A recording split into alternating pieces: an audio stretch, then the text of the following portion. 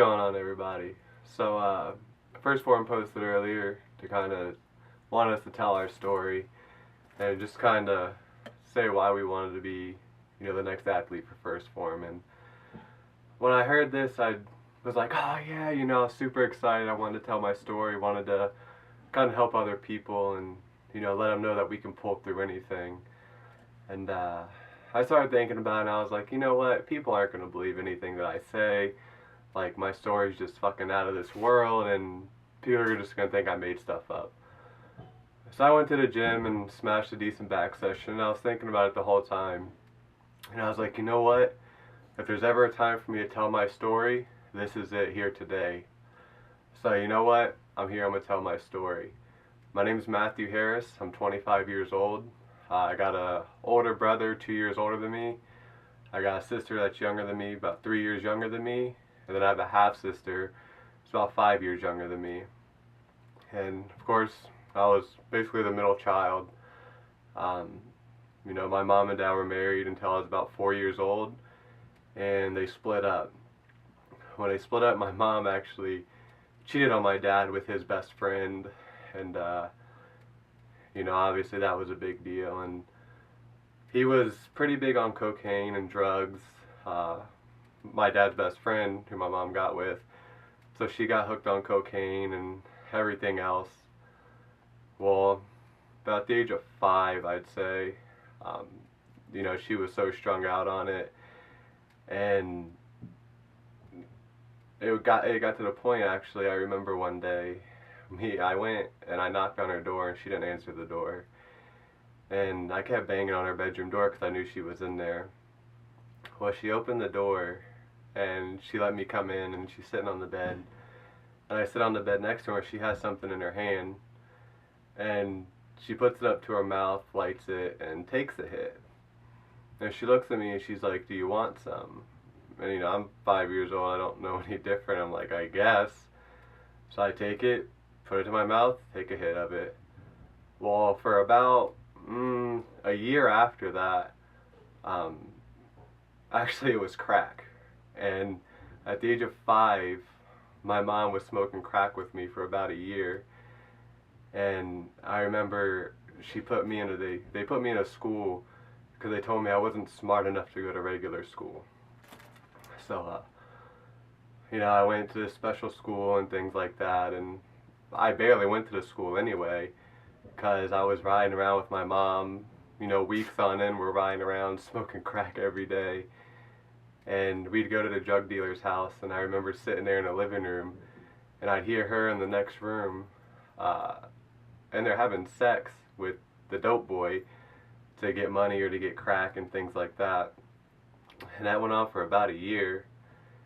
We were on food stamps, obviously. Didn't really have much, and I remember it got to the point she wanted money bad enough that while being in this special school, because I wasn't smart enough for regular school, sorry, get my protein, but she told me, she goes, we're going to go to the welfare office, act retarded, so we can get a check for you. And she tried to get me to act retarded to go get a check to keep getting by while getting cash assistance and food stamps and things like that. Eventually her boyfriend kind of got tired of it and told my mom it was either him or the kids. So about the age of 7 or 8, she tried to put me and my brother in a foster home, like a kids camp or something. And my dad, he came down for Christmas and ended up taking us, and we went to live with him. Well, all this time I lived in Florida. When I went with my dad, we moved to Tennessee. Little did I know, my dad was a very abusive person. Me and my brother pretty much got beat every day. There's not much in the house that I haven't been hit with: extension cords, spatulas, candles, frying pans, telephones, cordless phones. Pretty much anything that can be picked up and hit somebody with, I've been hit with. I was on Ritalin. My mom put me on Ritalin when I lived with her. I'm still an introvert, very quiet person. I just I see things that go on, and I take them in, but I don't say very much. Very quiet person. Try to stick to myself, but at the same time, I know a lot, and when it's right to talk, I do talk, and I say what needs to be said. But nonetheless, like I said, I was on Ritalin, and living with my dad, and obviously he was stealing my pills and taking my Ritalin pills, and like I say, he was very abusive, beating us every day. We moved probably every 6 months. We were moving somewhere else. Ended up probably stayed in Tennessee for about a year. Moved to Maryland. We lived with family. Again, on food stamps all the time. Living off the government. And all the time, we had Department of Family, Children of Family in our life. Always counseling and things like that. And it continued to go on. Every 6 months we were moving somewhere else, living with other people, and things just never changed. About the time I was probably 12, I'd say, we moved to this farm. It was a chicken farm, and every morning I remember getting up, and I had to get up about 4:30 in the morning, help my dad go take care of all the chickens, come back in the house, take a shower, and go to school. And I remember one day I forgot to take my Ritalin because it was so, get up, let's go, we need to go do this work. So I jump up and go help him. We're out there. He goes, did you take your pill? And I told him no. And he hit me in my face and busted the blood vessel in both of my eyes. And, it was just constant. It was always things like that.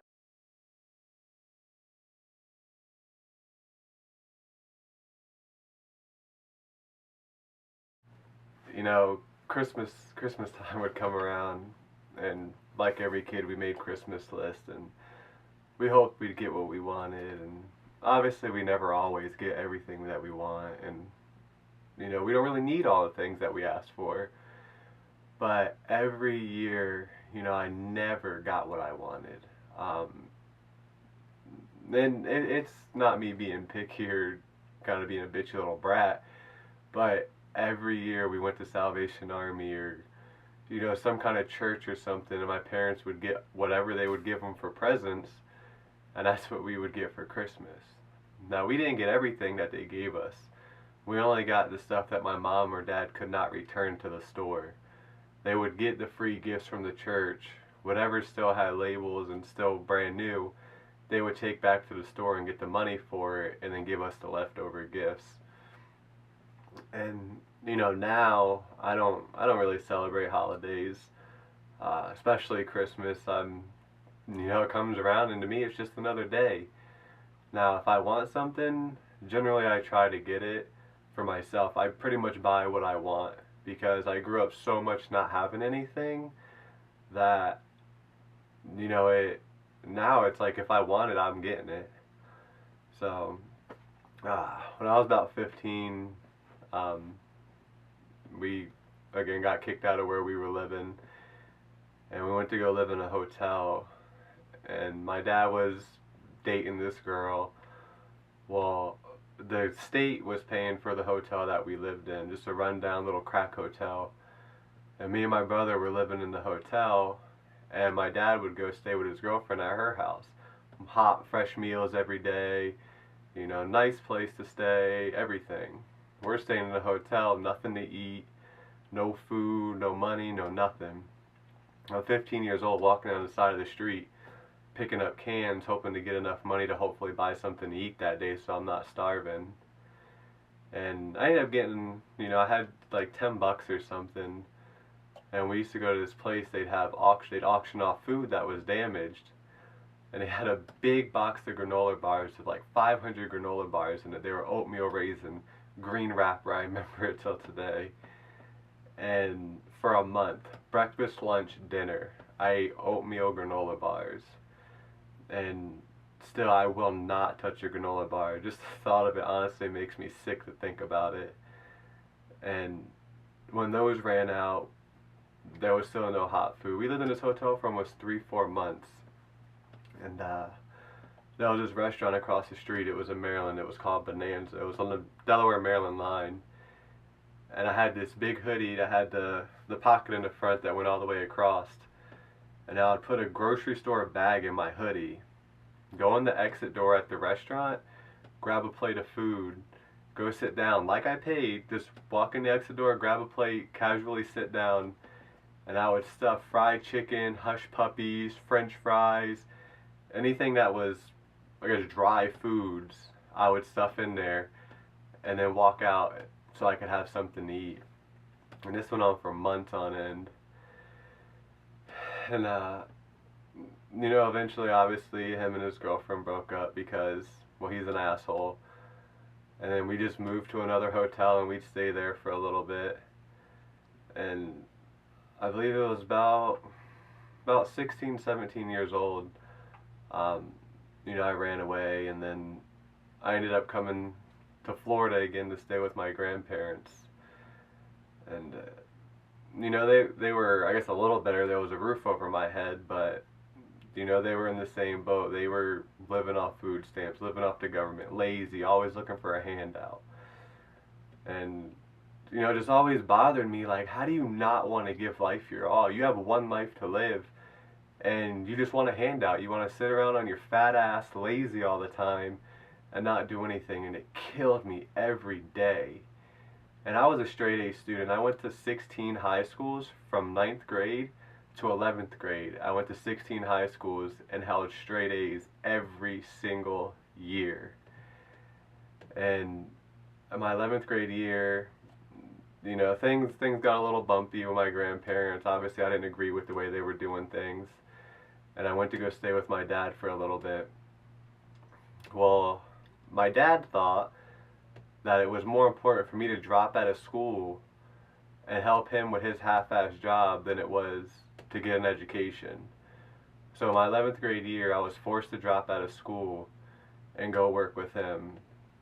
My girlfriend ended up moving with me at the time, and she got pregnant. I was about 17 when that happened, and I told my dad about it, obviously. About a week later, he just, being a dickhead that he was, kicked me and her out. We were in Georgia, living in Georgia at the time. It was Chatsworth, actually, and me and my girlfriend, 3 months pregnant, ended up having to hitchhike with no money in the middle of the winter from Chatsworth, Georgia, all the way to Orlando, Florida. Hitchhiking random rides, sleeping behind dumpsters, you know, whatever we had to do. We ended up getting to Florida. She had the baby. The baby ended up passing 2 months after being born with heart issues. You know, and that was a big deal at the time. At this time, I ended up moving out on my own, paying my own bills, living by myself. About 18, I decided, you know, I needed to do something with my life because I did not want to live like them.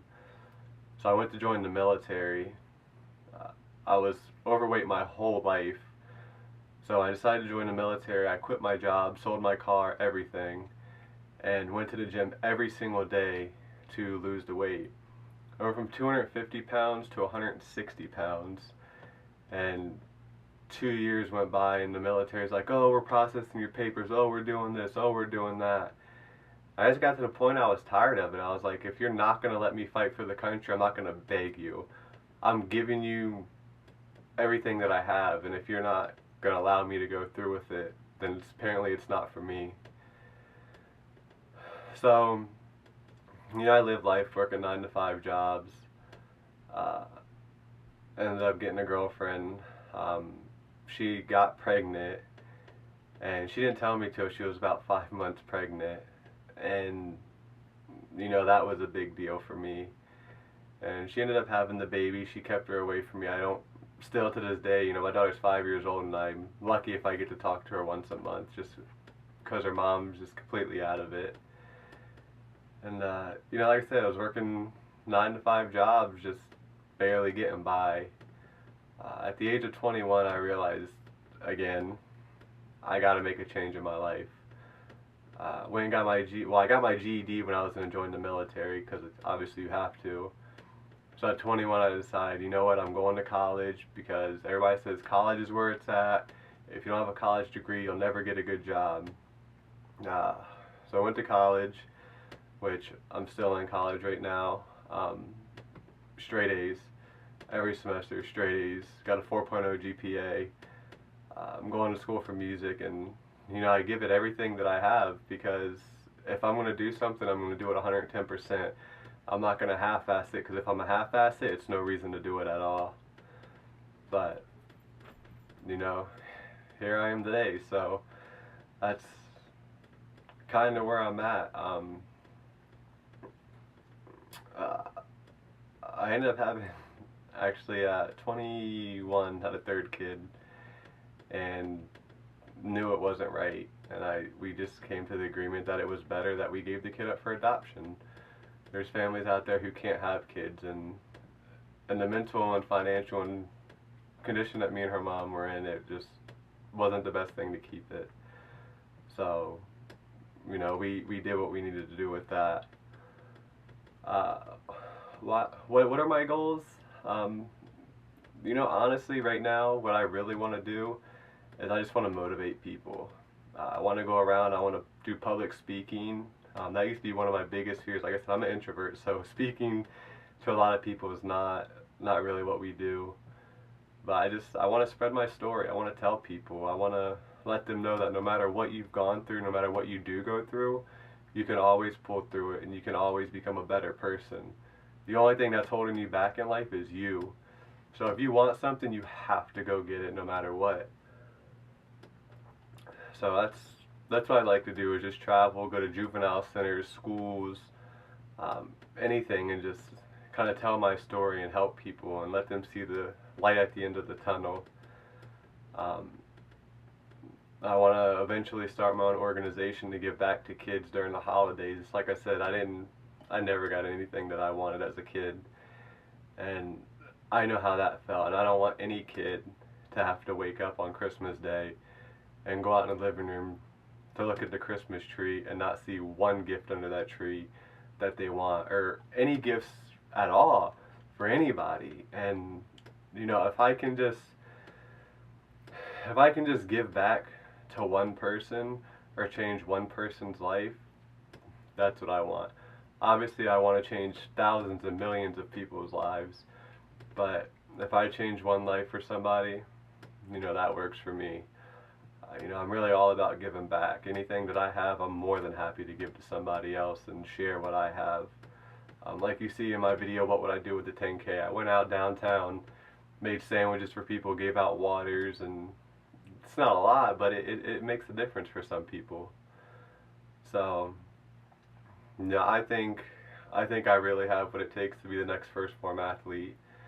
I bust my ass. I give anything I touch on, I give it my all.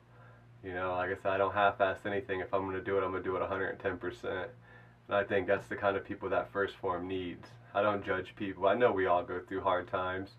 Like I said, I was fat my whole life. I got picked on in school. I was 250 pounds at like 14 years old. And, if I can help people, influence people to change their life and do better things, then that's what I want to do. And I know if I get the opportunity to get this $10,000, I'll impact so many people's lives and just change so much for so many people. Even if, if it puts a smile on somebody's face, it puts a smile on my face. So, I might not be the first one to win. I might not be September's winner. But all I ask is that you 1stphorm members keep an eye on me, because I got what it takes to make a difference. And whether I win this competition or not, I will change somebody's life. And I will continue to spread my word. And I will do public speaking. And I will make a difference in America.